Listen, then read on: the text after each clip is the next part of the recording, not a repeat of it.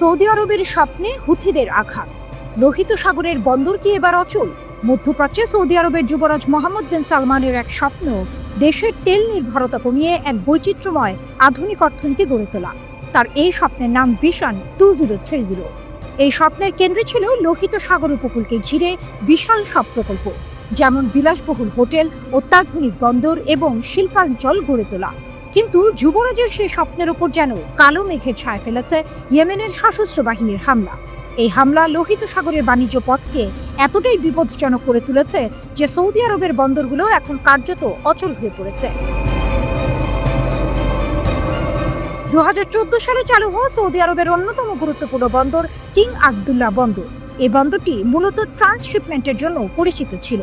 বড় জাহাজ থেকে পণ্য নামিয়ে ছোট জাহাজে তুলে অন্য গন্তব্যে পাঠানোই ছিল এর প্রধান কাজ।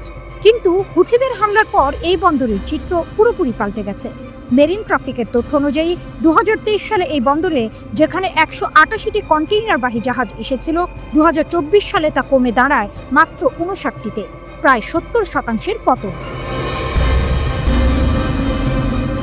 চলতি বছরেও পরিস্থিতি একই রকম। এই বন্দর এখন এতটাই লোকসানে চলছে যে মালিকরা চাইলেও এটি বিক্রি করতে পারছেন না।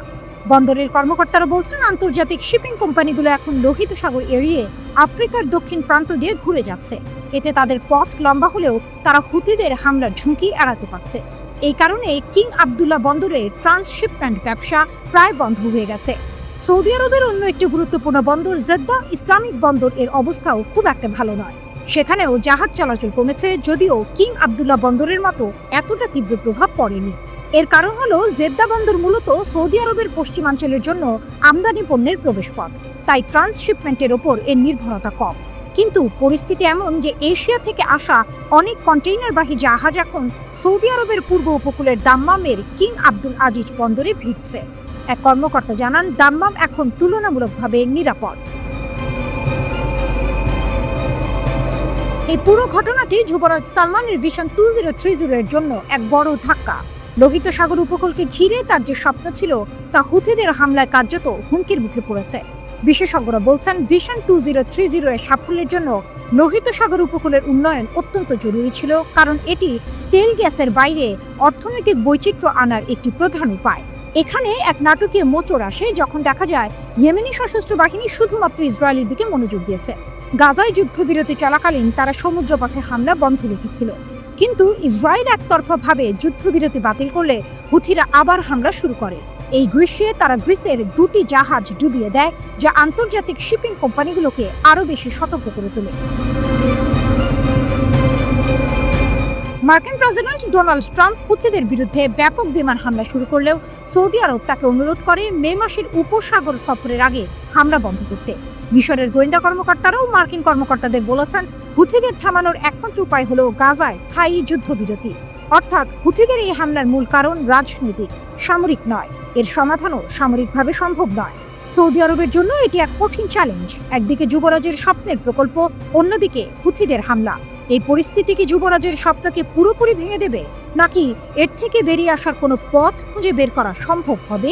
এটাই এখন মধ্যপ্রাচ্য রাজনীতির সবচেয়ে বড় প্রশ্ন।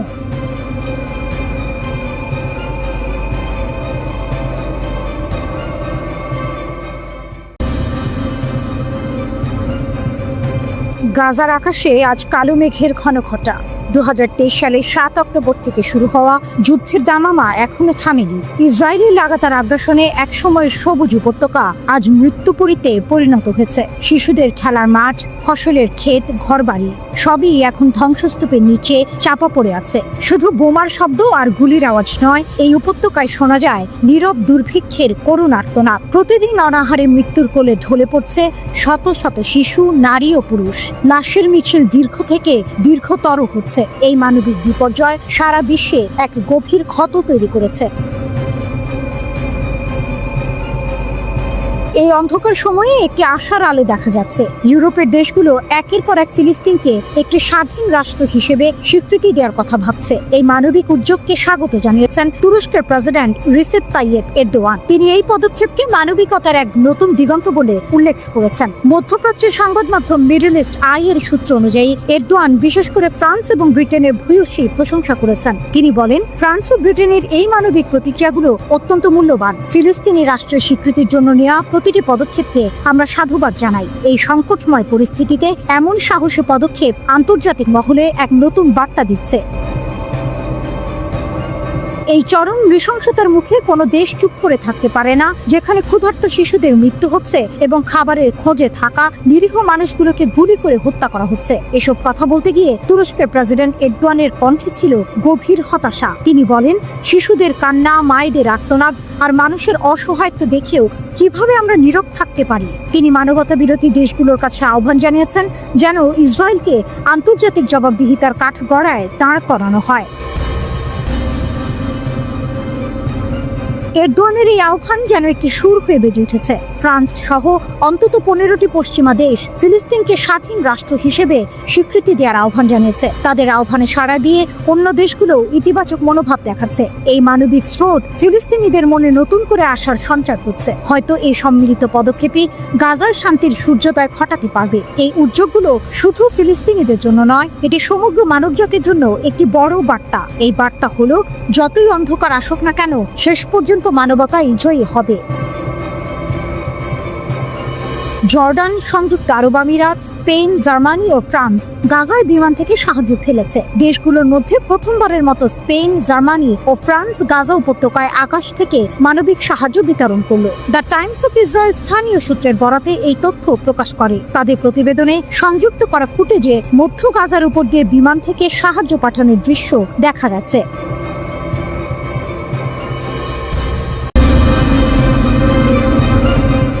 ইরানপন্থী ইয়েমেনি সশস্ত্র বাহিনী আবারও ইসরায়েলে হামলা চালালো। 5টি হুথি ড্রোন ইসরায়েলি 3টি গুরুত্বপূর্ণ স্থানে আঘাত এনেছে। বেন গুরিয়ন বিমানবন্দরের পর এখন তেল আবিব ইয়েমেনি সশস্ত্র বাহিনীর আক্রমণের কবলে। ইরান সমর্থিত ইয়েমেনি সশস্ত্র বাহিনী জানিয়েছে তারা 30 জুলাই ইসরায়েলে নতুন করে ড্রোন হামলা চালিয়েছে। হুথি মুখপাত্র ইয়াহিয়া সারি জানিয়েছেন যে 3টি গুরুত্বপূর্ণ ইসরায়েলি স্থান সফলভাবে লক্ষ্যবস্তুতে পরিণত হয়েছে। সারি দাবি করেছেন যে নতুন অভিযানে 5টি ড্রোন ব্যবহার করা হয়েছে, যা ইসরায়েলের ভেতরে লক্ষ্যবস্তুতে আঘাত করেছে। ইয়েমেনি সশস্ত্র বাহিনী তেল আবিব, আসকালান এবং আল নাকাব মরুভূমিতে ইসরায়েলি লক্ষ্যবস্তুতে আঘাত করেছে। প্রথম অভিযানে 2টি ড্রোন দিয়ে অধিকৃত শহর ইয়াফা বা তেল আবিবের একটি সংবেদনশীল স্থান লক্ষ্যবস্তু করা হয়েছে। দ্বিতীয় অভিযানে 2টি ড্রোন দিয়ে অধিকৃত শহর আসকালানের একটি সামরিক স্থান লক্ষ্যবস্তু করা হয়েছে। তৃতীয় অভিযানে একটি মাত্র ড্রোন দিয়ে অধিকৃত আল নাকাবের একটি সামরিক অবস্থানকে টার্গেট করা হয়েছে। এদিকে ইসরায়েলি সেনাবাহিনী জানিয়েছে ইয়েমেন থেকে ছোড়া একটি ড্রোন তারা সফলভাবে ভূপাতিত করেছে। ইয়েমেনি সশস্ত্র বাহিনীর মুখপাত্র ইয়াহিয়া সারি এই হামলাগুলিকে নিপীড়িত ফিলিস্তিনি জনগণ এবং তাদের সাহসী যোদ্ধাদের জন্য বিজয় বলে অভিহিত করেছেন। সারি আরব ও ইসলামী দেশগুলির দৃষ্টি আকর্ষণ করেছেন। সারি তাদের গাজার প্রতি ধর্মীয়, নৈতিক এবং মানবিক কর্তব্য পালনের আহ্বান জানিয়েছেন। তিনি গাজায় ইসরায়েলি যুদ্ধ প্রত্যাখ্যান এবং যুদ্ধবিরতির দাবিতে আগামী দিনে গণবিক্ষোভের আহ্বান জানিয়েছেন। সারি ঘোষণা করেছেন যে গাজা যুদ্ধ শেষ না হওয়া এবং অবরোধ প্রত্যাহার না হওয়া পর্যন্ত আক্রমণ অব্যাহত থাকবে। এর আগে 29 জুলাই ইয়েমেনি সশস্ত্র বাহিনী ইসরায়েলকে লক্ষ্য করে একটি হাইপারসনিক ক্ষেপণাস্ত্র নিক্ষেপ করার দাবি করেছে। তারা ইসরায়েলের বেন গুরিয়ন আন্তর্জাতিক বিমানবন্দরে আঘাত হানার দাবিও করেছে। ব্রিগেডিয়ার জেনারেল ইয়াহিয়া সারি একটি প্যালেস্টাইন 2 ক্ষেপণাস্ত্র ব্যবহারের বিষয়টি নিশ্চিত করেছেন। এই হামলা লক্ষ লক্ষ মানুষের মধ্যে আতঙ্কের সৃষ্টি করেছে এবং ইসরায়েলি বিমানবন্দরের কার্যক্রম ব্যাহত করেছে। হাইপারসনিক ক্ষেপণাস্ত্র শব্দের গতির 5 গুণের বেশি বেগে চলতে পারে। এমন গতিবেগ ও গতিপথের পরিবর্তন সক্ষমতার কারণে এটি বিশ্বের আধুনিক প্রতিরক্ষা ব্যবস্থার জন্য বিশাল চ্যালেঞ্জ হয়ে দাঁড়ায়। এই হামলায় ইসরায়েলের আয়রন ডোম কার্যত অকার্যকর প্রমাণিত হয়েছে দাবি ইয়েমেনি সশস্ত্র বাহিনীর। ইয়েমেনের জ্বালায় ইসরায়েলের সরকারের ঘুম উড়ে গেছে। একের পর এক ড্রোন আর মিসাইল হামলা চালিয়ে ইসরায়েলকে অস্থির করে রেখেছে ইয়েমেনি সশস্ত্র বাহিনী। ইয়েমেনি বাহিনী ইসরায়েলের বিরুদ্ধে তাদের সামরিক অভিযানের নতুন ধাপ শুরু করার ঘোষণা দিয়েছে। তারা জানিয়েছে এখন থেকে যেসব জাহাজ ইসরায়েলি বন্দর ব্যবহার করে সেসব কোম্পানির মালিকানাধীন জাহাজগুলোকেও তাদের সম্প্রসারিত নৌ অবরোধের আওতায় আনা হবে।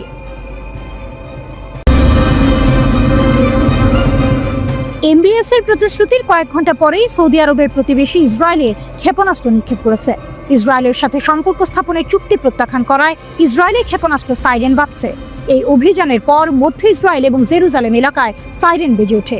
18 মার্চ গাজা যুদ্ধবিরতি শেষ হওয়ার পর থেকে ইয়েমেনের সশস্ত্র বাহিনী ইসরায়েলের দিকে 66টি ক্ষেপণাস্ত্র নিক্ষেপ করেছে। এছাড়াও একই সময়ে ইয়েমেনি যোদ্ধারা ইসরায়েলের দিকে 17টি ড্রোনও নিক্ষেপ করেছে। ইয়েমেনের বিদ্রোহীরা ইসরায়েলের ধ্বংসাত্মক যুদ্ধ অব্যাহত থাকায় গাজার পাশে থাকার প্রতিশ্রুতি দিয়েছে। ইয়েমেনি সশস্ত্র বাহিনী যুদ্ধের অবসান এবং ছিটমহলের ওপর ইসরায়েলি অবরোধ তুলে নেওয়ার দাবি জানিয়েছে। তারা লোহিত সাগর এবং এডেন উপসাগরে আন্তর্জাতিক জাহাজ চলাচলেও আক্রমণ চালিয়ে যাচ্ছে। গাজা যুদ্ধের মধ্যে ইয়েমেনি সশস্ত্র বাহিনী ইসরায়েলের সাথে বাণিজ্যে জড়িত যে কোনো জাহাজকে লক্ষ্য করে হামলা চালানোর প্রতিশ্রুতি দিয়েছে। ইসরায়েলের উপর সর্বশেষ আক্রমণটি এমন এক সময় ঘটল যখন গাজার পরিস্থিতি বিশ্বকে আতঙ্কিত করে তুলেছে। ইসরায়েলি অবরোধের কারণে গাজায় ব্যাপক দুর্ভিক্ষ বিশ্ব জুড়ে ক্ষোভের সৃষ্টি করেছে। দুই রাষ্ট্র সমাধানের পক্ষে সমর্থন আদায়ের জন্য জাতিসংঘে 2 দিনের সম্মেলনের আয়োজন করে সৌদি আরব এবং ফ্রান্স। ফিলিস্তিনি রাষ্ট্রের রোডম্যাপ ছাড়া ইসরায়েলের সাথে সম্পর্ক স্বাভাবিক করার সম্ভাবনা নাকচ করে দিয়েছে সৌদি আরব। ফিলিস্তিন ইসরায়েল দ্বন্দ্বের অবসানে একটি কার্যকর স্থায়ী দ্বিরাষ্ট্র সমাধান বাস্তবায়নে স্পষ্ট সময় সীমাবদ্ধ এবং অপরিবর্তনীয় পদক্ষেপ নেওয়ার আহ্বান জানিয়েছে সৌদি আরব ও ফ্রান্স। রিয়াদ ও প্যারিসের যৌথ উদ্যোগে প্রকাশিত এক ঘোষণাপত্রে গাজায় 21 মাস ধরে চলা যুদ্ধ অবসানের মধ্য দিয়ে সমাধান প্রক্রিয়া শুরু করার কথা বলা হয়েছে। ঘোষণাপত্রে বলা হয়েছে, যুদ্ধবিরতির পরপরই গাজায় একটি অস্থায়ী প্রশাসনিক কমিটি গঠন করতে হবে যা ফিলিস্তিনি কর্তৃপক্ষের আওতায় পরিচালিত হবে। সেই সঙ্গে জাতিসংঘ নিরাপত্তা পরিষদের ম্যান্ডেটভুক্ত একটি আন্তর্জাতিক স্থিতিশীলতা মিশন মোতায়েনের প্রস্তাব দেওয়া হয়েছে। এই মিশনে অংশ নিতে আগ্রহ প্রকাশ করেছে বেশ কয়েকটি রাষ্ট্র। এদিকে দীর্ঘদিন অবরুদ্ধ ফিলিস্তিনের গাজা উপত্যকার ক্ষুধার্ত ও দুর্দশাগ্রস্ত মানুষের জন্য মানবিক সহায়তা পাঠিয়েছে সৌদি আরব। 30 জুলাই সকালে রাফা ক্রসিং দিয়ে 6টি ট্রাকে করে এসব সহায়তা গাজায় প্রবেশ করে। আরব নিউজ জানিয়েছে, সৌদি বাদশাহ সালমানের মানবিক সহায়তা ও ত্রাণ কেন্দ্রকে এস রিলিফের তত্ত্বাবধানে এই সহায়তা পাঠানো হয়েছে। ট্রাকগুলোতে প্রধানত খাদ্য সামগ্রী ছিল, যা গাজার ক্ষুধার্ত জনগণের জন্য অত্যন্ত প্রয়োজনীয় বলে বিবেচিত। ইসরায়েলের টানা বর্বর হামলার কারণে গাজা এখন ভয়াবহ মানবিক সংকটে পড়েছে। সেখানে বহু মানুষ খাদ্য, চিকিৎসা ও নিরাপত্তাহীনতার মধ্যে দিন পার করছেন। আন্তর্জাতিক মহলের চাপের মুখে সম্প্রতি সীমিত আকারে গাজায় ত্রাণবাহী ট্রাক প্রবেশের অনুমতি দিচ্ছে ইসরায়েল। তবে সেসব সহায়তা বিপুল চাহিদার তুলনায় খুবই কম। 2023 সালের 7 অক্টোবর থেকে দখলদার ইসরায়েলের বর্বর অভিযান শুরু হয় গাজায়। এখন পর্যন্ত ওই হামলায় 60,000-এর বেশি মানুষ নিহত হয়েছেন এবং আহত হয়েছেন প্রায় 1.5 লাখ। হামাসের সামরিক শাখা আল কাসাম ব্রিগেড গাজা উপত্যকায় ইসরায়েলি প্রতিরক্ষা বাহিনী আইডিএফ এর উপর একাধিক হামলার দাবি করেছে, যার ভিডিও ফুটেজও তারা প্রকাশ করেছে। এই হামলায় 3টি আইডিএফ সামরিক বাহনে আঘাত হানা হয়েছে বলে দাবি করা হয়েছে। ভিডিওতে দেখা যাচ্ছে বিস্ফোরকের আঘাতে আইডিএফ এর সৈন্যরা ক্ষতিগ্রস্ত হচ্ছে এবং তাদের সরিয়ে নেওয়ার জন্য হেলিকপ্টার দ্রুত ঘটনাস্থলে ছুটে আসছে। হামাস জানিয়েছে, উত্তর থেকে দক্ষিণ পর্যন্ত গাজার বিভিন্ন স্থানে তারা বিস্ফোরক ব্যবহার করে আইডিএফ সৈন্যদের উপর হামলা চালিয়েছে। আল কাসাম ব্রিগেডের পক্ষ থেকে প্রকাশিত এক বিবৃতিতে এই হামলার বিস্তারিত বিবরণ দেওয়া হয়েছে। তাদের দাবি অনুযায়ী খান ইউনিসের পূর্বে অবস্থিত আবাসন আল কাবিরা এলাকায় আইডিএফ সৈন্যদের উপর আক্রমণ করা হয়। হামাসের যোদ্ধারা গেরিলা অ্যাকশন বিস্ফোরক ডিভাইস ব্যবহার করে 2টি ইসরায়েলি সৈন্যবাহী বাহনকে লক্ষ্য করে হামলা চালায়। একই সাথে তৃতীয় একটি ট্রুপ ক্যারিয়ারে আল ইয়াসিন 105 শেল দিয়ে আক্রমণ করা হয়। হামাসের প্রকাশ করে একটি ভিডিওতে দেখা গেছে, গাজার সংঘাতপূর্ণ এলাকায় একটি বুলডোজার দিয়ে ক্ষতিগ্রস্ত একটি আইডিএফ বাহনকে মাটি চাপা দেওয়া হচ্ছে। আল কাসাম ব্রিগেড আরও দাবি করেছে, হামলার পর ইসরায়েলি সৈন্যদের উদ্ধারের জন্য একটি আইডিএফ হেলিকপ্টার পাঠানো হয়েছিল। হামাসের পক্ষ থেকে দাবি করা হয়, এই হামলায় বেশ কয়েকজন ইসরায়েলি সৈন্য নিহত এবং আহত হয়েছে। এর একদিন আগে আইডিএফ নিজেদের পক্ষ থেকে সর্বশেষ গাজা যুদ্ধে 2 সৈন্যের মৃত্যুর খবর নিশ্চিত করে। নিহত 2 সৈন্য হলেন ক্যাপ্টেন আমির সাদ এবং সার্জেন্ট ইনন নুরিল ভানা। যদিও হামাসের পক্ষ থেকে আরও বেশি হতাহতের দাবি করা হয়েছে, তবে যুদ্ধক্ষেত্রের সর্বশেষ এই ঘটনায় প্রকৃত হতাহতের সংখ্যা কত তা এখনও পরিষ্কার নয়। জুলাই মাসের মধ্যে গাজা যুদ্ধে মোট 18 জন ইসরায়েলি সৈন্য নিহত হয়েছে বলে খবর পাওয়া গেছে। এটি গাজায় চলমান সংঘাতের তীব্রতা এবং দুই পক্ষের মধ্যকার মুখোমুখি লড়াইয়ের চিত্র তুলে ধরে। এই ধরনের হামলা ও হতাহতের ঘটনা প্রমাণ করে যে গাজা উপত্যকায় এখনও সংঘাত থেমে নেই এবং তা আরও জটিল রূপ নিচ্ছে। এদিকে ইসরায়েলের প্রধানমন্ত্রী বেনিয়ামিন নেতানিয়াহু বলেছেন, গাজায় কেউ অনাহারী নেই। তার দাবি, গাজায় অনাহারে রাখার কোনো নীতি আমাদের নেই এবং গাজায় কেউ না খেয়েও নেই। যুদ্ধ চলার পুরো সময় আমরা সেখানে মানবিক সহায়তা প্রবেশ করতে দিয়েছি, না হলে গাজায় এখন কোনো মানুষই থাকতো না। তবে গাজায় কেউ অনাহারে না থাকার নেতানিয়াহুর এই দাবির সঙ্গে একমত হতে পারেননি যুক্তরাষ্ট্রের প্রেসিডেন্ট ডোনাল্ড ট্রাম্প। ওদিকে রুশ প্রেসিডেন্ট ভ্লাদিমির পুতিন ও ইসরায়েলের প্রধানমন্ত্রী বেনিয়ামিন নেতানিয়াহু 28 এপ্রিল একটি ফোন আলাপে মধ্যপ্রাচ্যের চলমান সংকট, বিশেষ করে সিরিয়া ও ইরান ইসরায়েল উত্তেজনার নানা বিষয়ে আলোচনা করেছেন বলে জানিয়েছে ক্রেমলিন। ক্রেমলিনের বিবৃতিতে বলা হয়েছে, সিরিয়ার পরিস্থিতি, আঞ্চলিক স্থিতিশীলতা এবং ইরানের সঙ্গে সাম্প্রতিক সংঘর্ষ নিয়েই মূলত দুই নেতা কথা বলেন। পুতিন জোর দিয়ে বলেন, সিরিয়ার ঐক্য, সার্বভৌমত্ব ও ভূখণ্ডগত অখণ্ডতা রক্ষা করা অত্যন্ত জরুরি। রাশিয়া এই অঞ্চলে শান্তিপূর্ণ সমাধানের পক্ষে এবং ইসরায়েল ইরান দ্বন্দ্ব নিরসনে মধ্যস্থতা করতে প্রস্তুত বলে জানান পুতিন। তিনি বলেন, ইরানি পরমাণু কর্মসূচিকে কেন্দ্র করে উদ্ভূত উত্তেজনা কমিয়ে আনার জন্য আমরা সম্ভাব্য সব ধরনের সহযোগিতা করতে প্রস্তুত। মধ্যপ্রাচ্য জুড়ে উত্তেজনা, ইসরায়েল হামাস যুদ্ধ এখনো থামেনি। ইসরায়েল ইরান যুদ্ধের রেশও রয়ে গেছে। এর মধ্যে এক নতুন সংঘাতের সম্ভাবনা দানা বাঁধছে ইরান এবং ইউরোপীয় ইউনিয়নের মধ্যে। নিষেধাজ্ঞার স্ন্যাপব্যাক নিয়ে ইউরোপের হুমকি যেন বারুদের স্তূপের উপর এক স্ফুলিঙ্গ। ইরানের পররাষ্ট্র মন্ত্রণালয়ের মুখপাত্র ইসমাইল বাঘাইয়ের কণ্ঠ ছিল স্পষ্ট। জাতিসংঘের নিষেধাজ্ঞা পুনর্বহালের জন্য যুক্তরাজ্য, ফ্রান্স এবং জার্মানির প্রচেষ্টা সরাসরি প্রত্যাখ্যান করেছেন তিনি। এমন কোনো অধিকারের অস্তিত্ব নেই এবং আমরা এই ইস্যুর মূল বিরোধিতা করি। তিনি জোর দিয়ে বলেছেন, আমরা তাদের কাছে আমাদের অবস্থান জানিয়েছি।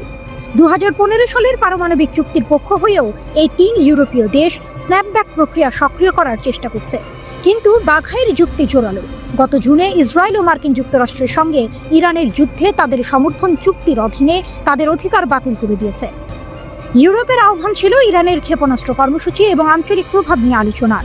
বাঘাই তা সরাসরি প্রত্যাখ্যান করেছেন। আমাদের প্রতিরক্ষা ক্ষমতা নিয়ে একেবারেই কোনো আলোচনা হবে না, তিনি স্পষ্ট করে দিয়েছেন। তার কথায় এটা সকলের কাছে স্পষ্ট যে আমাদের নিজেদের বিজ্ঞানীদের দ্বারা বিকশিত ক্ষমতাই আমাদের আত্মরক্ষায় সাহায্য করতে পারে এবং এই বিষয়ে কোনো আলোচনা হবে না। এখানেই আসল টুইস্ট। ইরানের প্রতিরক্ষা সক্ষমতা তাদের নিজস্ব বিজ্ঞানীদের তৈরি, যা তাদের শক্তির মূল উৎস। সাম্প্রতিক ইসরায়েলি আমেরিকান যুদ্ধে ইরানের সফল প্রতিরক্ষা তাদের এই অস্ত্রের গুরুত্ব আরও একবার প্রমাণ করেছে। ইরান বিশ্বাস করে তাদের নিরাপত্তা তাদের নিজেদের হাতে, তাই প্রতিরক্ষা নিয়ে কোনো আপোষ নয়। বাঘাই আরও সতর্ক করেছেন যে ইরানের বিরুদ্ধে স্ন্যাপব্যাক ব্যবহার করা হলে তার যথাযথ প্রতিক্রিয়া জানানো হবে। এমনকি ইরানের সংসদ পারমাণবিক অস্ত্র বিস্তার রোধ চুক্তি NPT থেকে প্রত্যাহারের হুমকিও দিয়েছে। ইউরেনিয়াম সমৃদ্ধকরণ সহ আমাদের বৈধ অধিকার থেকে বঞ্চিত থাকাকালীন আমাদের সদস্যপদ অব্যাহত থাকতে পারে না। বাঘাইয়ের এই কড়া বার্তা বিশ্বের সামনে ইরানের অবস্থান পরিষ্কার করে দিয়েছে। ইরান তাদের পারমাণবিক অধিকার থেকে এক চুলও সরতে রাজি নয়। তবে আন্তর্জাতিক আণবিক শক্তি সংস্থা IAEA এর সাথে সহযোগিতার বিষয়ে ইরান নমনীয়। বাঘাই জানিয়েছেন, উত্তেজনা সত্ত্বেও তেহরান চুক্তি রক্ষার জন্য একটি পক্ষ এবং একটি নতুন প্রোটোকল তৈরির পরিকল্পনা করছে। গাজায় চলমান ইসরায়েলি যুদ্ধকে বাঘাই সবচেয়ে গুরুত্বপূর্ণ আন্তর্জাতিক এবং আঞ্চলিক উদ্বেগ বলে অভিহিত করেছেন। ইসরায়েলের সামরিক আগ্রাসন এবং অনাহার ও তৃষ্ণাকে যুদ্ধের অস্ত্র হিসেবে ব্যবহারের নিন্দা করেছেন তিনি। এই গণহত্যা মোকাবিলায় ইরান আঞ্চলিক অংশীদার এবং ইসলামিক সহযোগিতা সংস্থার সাথে একটি জরুরি বৈঠকের জন্য কাজ করছে। ফ্রান্সের ফিলিস্তিনকে একটি রাষ্ট্র হিসেবে স্বীকৃতি দেওয়ার পরিকল্পনা নিয়েও বাঘাই তীব্র সমালোচনা করেছেন। তার মতে 60,000 নিরীহ মানুষ নিহত হয়েছে এবং গাজা বসবাসের অযোগ্য হয়ে পড়েছে। আপনি একই সাথে ফিলিস্তিন রাষ্ট্রকে স্বীকৃতি দেওয়ার দাবি করার সাথে সাথে একটি রাষ্ট্র প্রতিষ্ঠার জন্য প্রয়োজনীয় সমস্ত শর্ত ধ্বংস করছেন। তার এই বক্তব্য পশ্চিমা দেশগুলোর ভণ্ডামিকে স্পষ্ট করে তুলেছে। ইসরায়েলে ইয়েমেনি সশস্ত্র বাহিনীর হামলা অব্যাহত। বীর সেবা লক্ষ্য করে নতুন ক্ষেপণাস্ত্র নিক্ষেপ, ড্রোন হামলার দাবি। ইয়েমেনি সশস্ত্র বাহিনী ইসরায়েলের ওপর আক্রমণ বন্ধ করতে অস্বীকৃতি জানিয়েছে, যার ফলে মধ্যপ্রাচ্যে উত্তেজনা আরও বাড়ছে। ইয়েমেন থেকে ইসরায়েলের বীর সেবা লক্ষ্য করে একটি ব্যালিস্টিক ক্ষেপণাস্ত্র নিক্ষেপ করা হয়। যদিও ইসরায়েল এটিকে সফলভাবে প্রতিহত করার দাবি করেছে, তবে ইয়েমেনি সশস্ত্র বাহিনীও দাবি করেছে প্যালেস্টাইন 2 হাইপারসনিক ব্যালিস্টিক ক্ষেপণাস্ত্র ব্যবহার করে চালানো এই হামলা সফল হয়েছে। এর পাশাপাশি তারা ইলাত, আশকেলন এবং হাদেরার মতো গুরুত্বপূর্ণ ইসরায়েলি লক্ষ্যবস্তুতে 3টি ড্রোন হামলারও দাবি করেছে।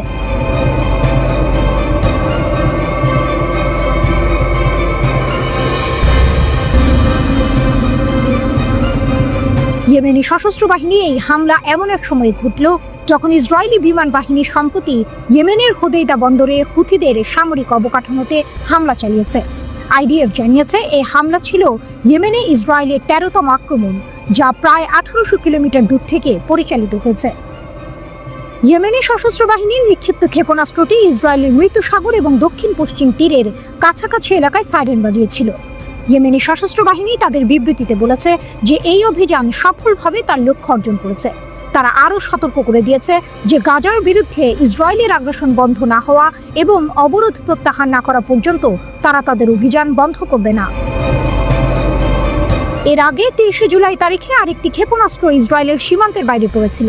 এই ধারাবাহিক আক্রমণগুলো আইডিএফ এবং তাদের আয়রন ডোম প্রতিরক্ষা ব্যবস্থাকে সতর্ক থাকতে বাধ্য করছে। 2023 সালের গাজা যুদ্ধের 1 মাস পর থেকে ইয়েমেনি সশস্ত্র বাহিনী ইসরায়েল এবং লোহিত সাগরে চলাচলকারী বাণিজ্যিক জাহাজগুলোকে লক্ষ্য করে হামলা শুরু করে। যদিও মে মাসে তারা মার্কিন জাহাজগুলোকে লক্ষ্যবস্তু না করার জন্য যুক্তরাষ্ট্রের সাথে একটি চুক্তিতে সম্মত হয়েছিল, তবে চলতি মাসের শুরুতে সামুদ্রিক পরিবহনের ওপর তাদের আক্রমণ বেড়েছে। ইয়েমেনি সশস্ত্র বাহিনী হামলায় ইতিমধ্যে 2টি জাহাজ ধ্বংস ও ডুবে গেছে, যার ফলে বেশ কয়েকজন নাবিকের প্রাণহানি ঘটেছে। 18 মার্চ থেকে এখন পর্যন্ত ইয়েমেনি সশস্ত্র বাহিনী ইসরায়েলে 65টি ব্যালিস্টিক ক্ষেপণাস্ত্র এবং 17টি ড্রোন হামলা চালিয়েছে। ইরান সমর্থিত এই গোষ্ঠীটি ইসরায়েলের বিরুদ্ধে তাদের অভিযান চালিয়ে যাওয়ার ব্যাপারে দৃঢ় প্রতিজ্ঞ। গাজায় ইসরায়েলি সামরিক অভিযানের পাল্টা জবাবে 2023 সালের নভেম্বর থেকে হুথিরা ইসরায়েলের ওপর ড্রোন ও ক্ষেপণাস্ত্র হামলা চালানো শুরু করে। এমনকি 2024 সালের সেপ্টেম্বরে ইসরায়েলের প্রধান বিমানবন্দর লক্ষ্য করে তীব্র ক্ষেপণাস্ত্র হামলা চালানো হয়। আকাশ প্রতিরক্ষা ব্যবস্থার মাধ্যমে বেশিরভাগ হামলাই প্রতিহত করেছে ইসরায়েল। তবে 2024 সালের জুলাইয়ে একটি ড্রোন তেল আবিবে আঘাত করে। এতে 1 জন নিহত এবং 10 জন আহত হয়। যুক্তরাষ্ট্র বলছে জাহাজে হামলা চালাতে হুথিদের সহায়তা করেছে ইরান, তবে ইরান এই অভিযোগ অস্বীকার করেছে। সৌদি আরব ও যুক্তরাষ্ট্রের দাবি, ইয়েমেনের গৃহযুদ্ধের সময় জাতিসংঘের অস্ত্র নিষেধাজ্ঞা লঙ্ঘন করে ইরান হুথিদের কাছে ড্রোন, ক্রুজ এবং ব্যালিস্টিক ক্ষেপণাস্ত্র সহ নানা ধরনের অস্ত্র পাচার করেছে।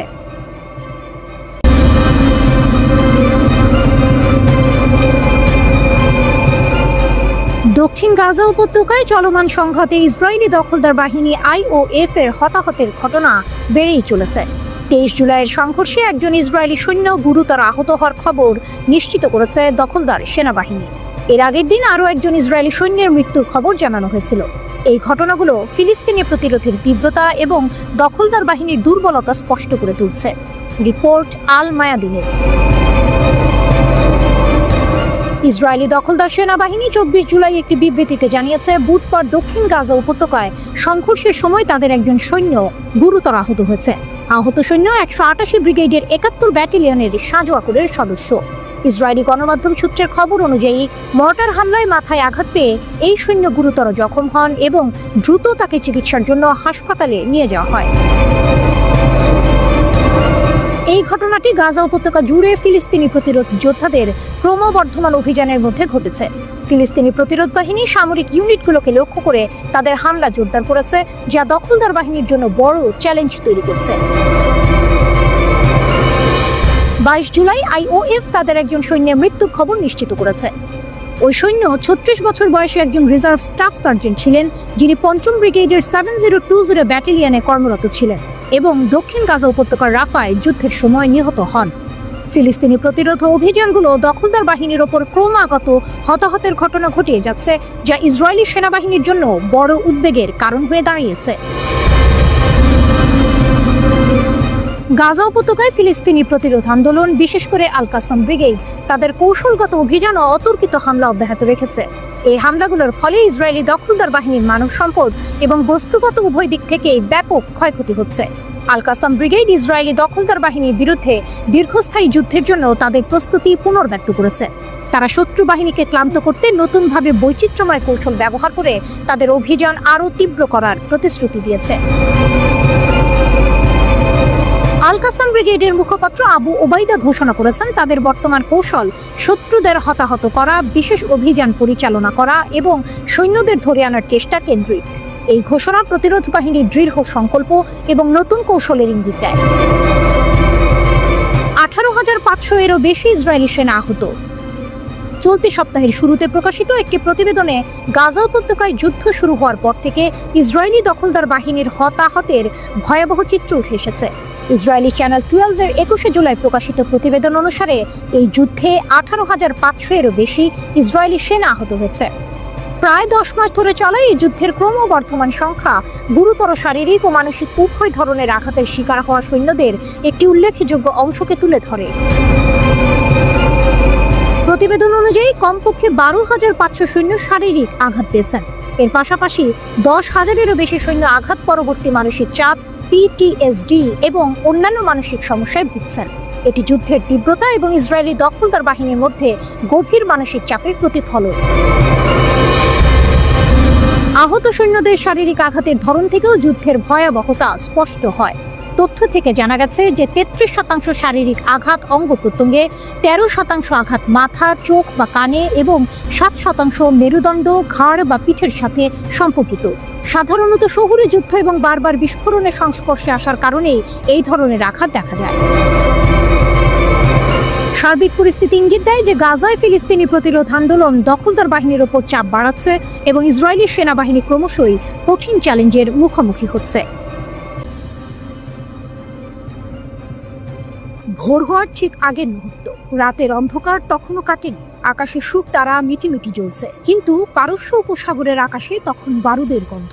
ইসরায়েলের আগ্রাসন ইরানের বুকে আঘাত হেনেছে। এ যেন এক বিনা উস্কানির হামলা। শান্ত পারমাণবিক স্থাপনাগুলো লক্ষ্য করে চালানো এই আক্রমণ কোনো সাধারণ ঘটনা নয়, এ ছিল ইচ্ছাকৃত আগ্রাসন। কিন্তু ইরান, তারা চুপ করে বসে থাকেনি। জবাব ছিল দাঁত ভাঙা। ইরানের পররাষ্ট্রমন্ত্রী আব্বাস আরাকচি চীনের CGTN চ্যানেলে যখন কথা বলেছেন, তার কণ্ঠে স্পষ্ট দৃঢ়তা। যুদ্ধ কখনো আমাদের পছন্দ ছিল না, তিনি বলছেন, কিন্তু যদি এটি আমাদের উপর চাপিয়ে দেওয়া হয় তবে আমরা পুরোপুরি প্রস্তুত। ভাবুন তো, এক শান্ত কূটনীতিবিদ যার কাজ আলোচনার টেবিলে বসা, তার মুখ থেকে এমন কথা। এর মানে কি? ইরান কি তাহলে যুদ্ধের জন্য তৈরি?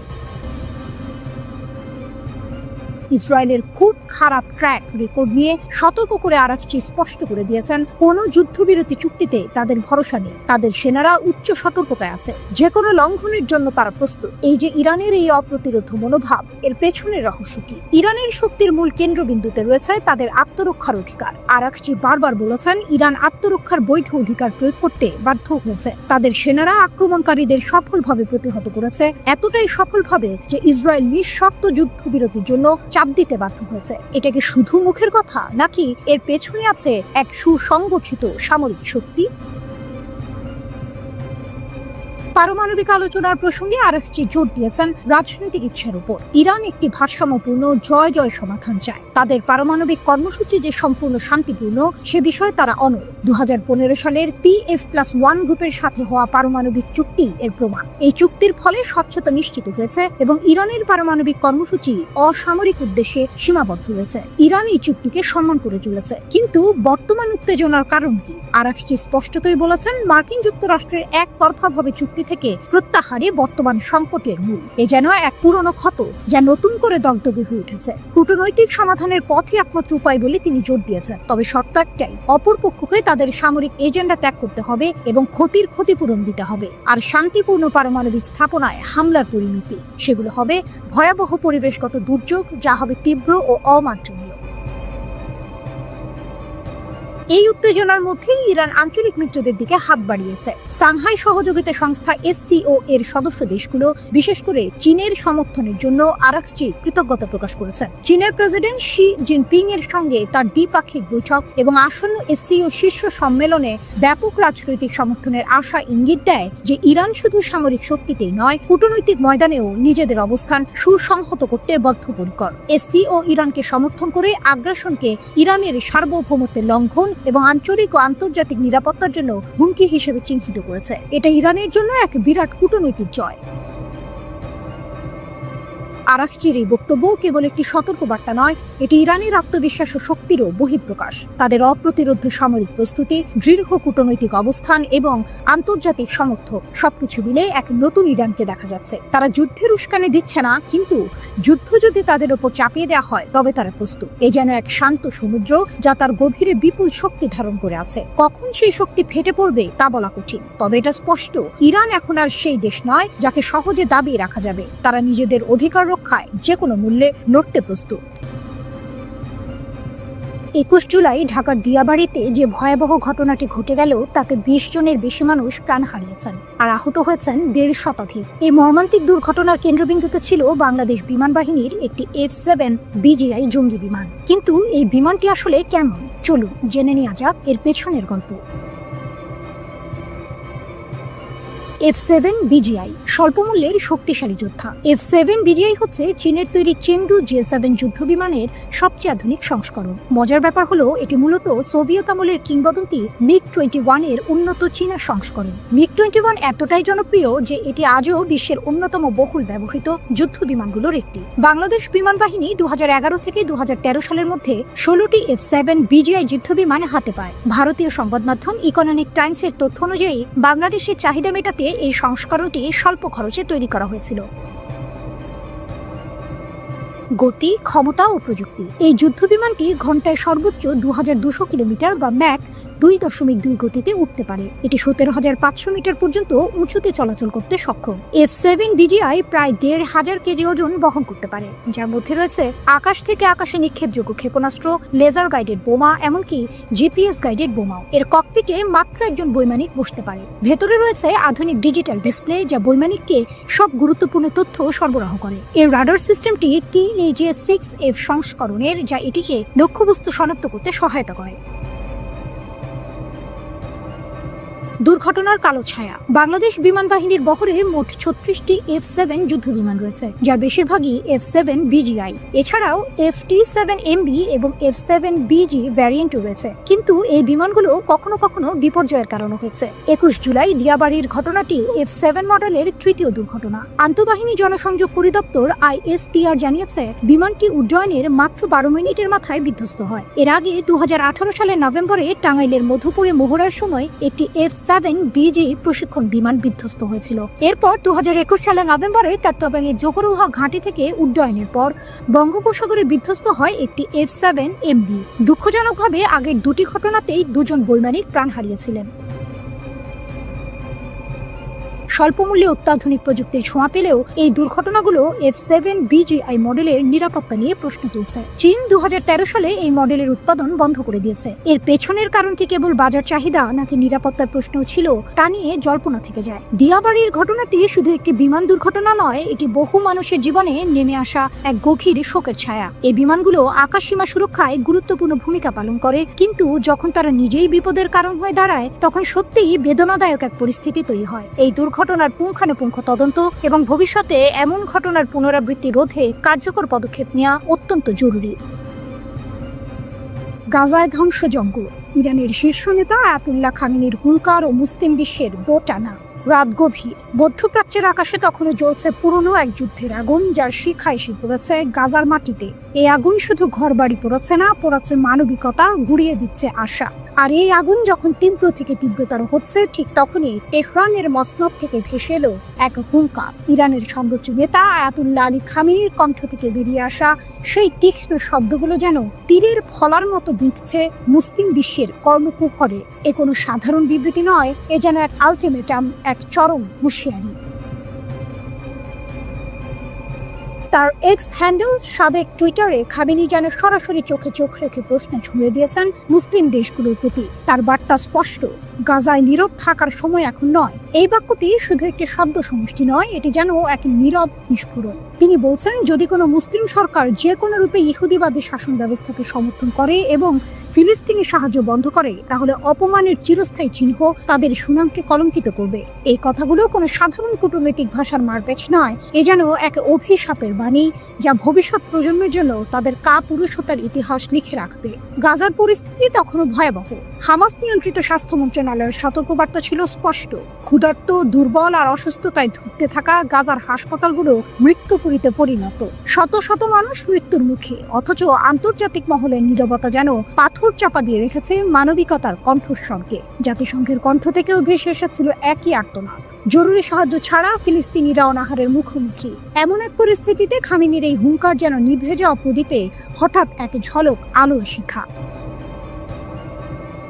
ইরানের পররাষ্ট্রমন্ত্রীও ছাড়লেন না, ইসরায়েলের বিরুদ্ধে সরাসরি অনাহার চাপিয়ে দেওয়ার অভিযোগ তুললেন। তিনি এমনকি সাহায্য বিতরণ স্থানগুলোকে মৃত্যুর ফাঁদ হিসেবে আখ্যায়িত করে এর জন্য যুক্তরাষ্ট্র ও ইসরায়েল উভয়কেই দায়ী করলেন। আরাকচি শুধু অভিযোগ করেই থামলেন না, তুরস্কের পররাষ্ট্রমন্ত্রী হাকান ফিদানের সঙ্গে কথা বলে গাজায় গণহত্যা এবং ইসরায়েলি আগ্রাসন মোকাবিলায় জরুরি OIC শীর্ষ সম্মেলনের আহ্বান জানালেন। তার এই পদক্ষেপ যেন মুসলিম বিশ্বের মধ্যে এক নতুন করে জোট বাঁধার ইঙ্গিত। এ যেন এক নীরব প্রস্তুতি যা হয়তো গাজায় রক্তক্ষয় বন্ধ করার জন্য নতুন কোনো আন্দোলনের জন্ম দেবে।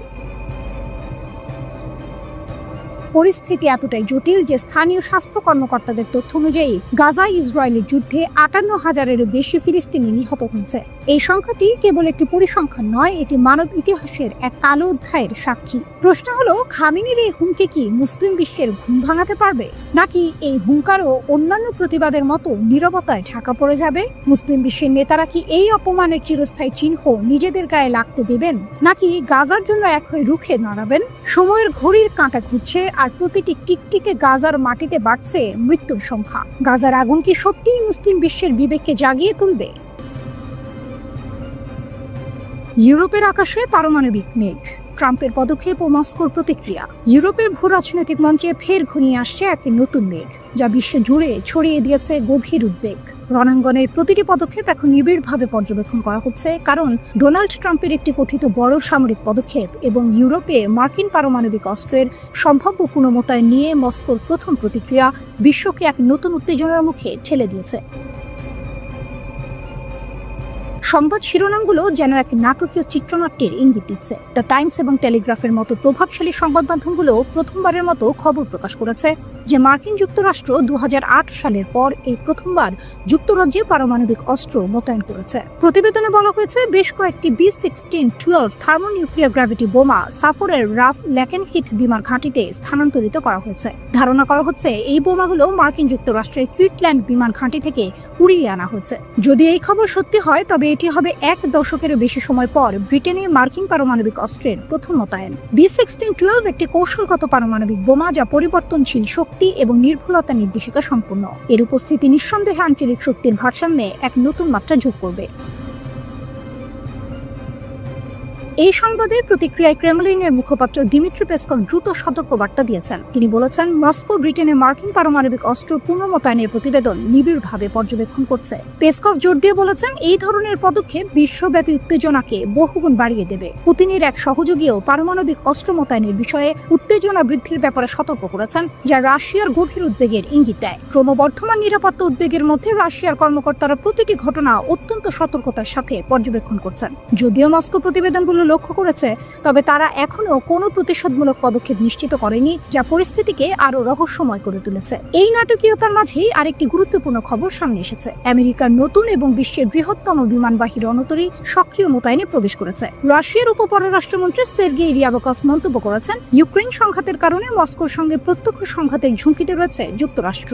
রুশ বার্তা সংস্থা RIA কে দেয়া এক সাক্ষাৎকারে তিনি এই গুরুতর সতর্কবার্তা দেন। একই সাক্ষাৎকারে তিনি পারমাণবিক অস্ত্র নিয়ন্ত্রণ চুক্তি নবায়নের বিষয়ে অনিশ্চয়তার ইঙ্গিত দিয়েছে। মার্কিন সংবাদ মাধ্যম নিউজউইক এই খবর জানিয়েছে।